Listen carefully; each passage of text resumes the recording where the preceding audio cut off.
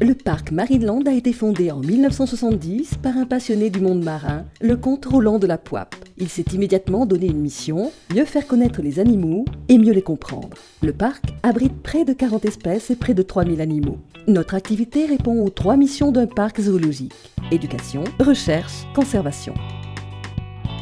Les animaux et leur bien-être sont l'essence même de Marineland depuis 45 ans.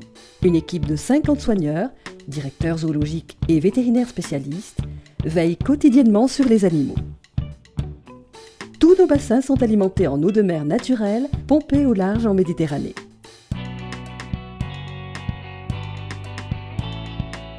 La Fondation Marineland et la Fondation Parques Reunidos dirigent plusieurs programmes de recherche et de conservation des espèces dans les parcs et dans la nature. Le groupe Parques Reunidos s'implique dans plus de 90 programmes de reproduction qui rassemblent l'essentiel des espèces menacées dans les zoos européens. Aujourd'hui, la reproduction se fait dans les parcs et plus de 90% de nos mammifères sont nés en parc. Ainsi, Marineland a connu plusieurs centaines de naissances naturelles de toutes espèces.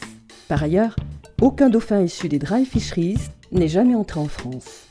Une charte a même été signée à Marineland par les delphinariums d'Europe en 2007 afin de condamner ce massacre.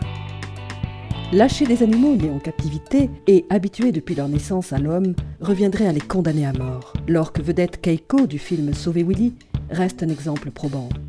Notre activité est très rigoureusement contrôlée par la préfecture, Direction départementale de la protection des populations et le ministère de l'Environnement et du Développement durable.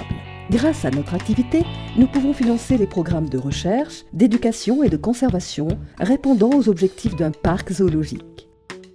Certaines personnes s'interrogent sur la présence des ours polaires à Marineland. Le parc a été choisi dans le cadre d'un programme européen d'élevage des espèces menacées. L'ours polaire ne souffre pas plus de la chaleur que son congénère l'ours brun. Il est capable de réguler sa température.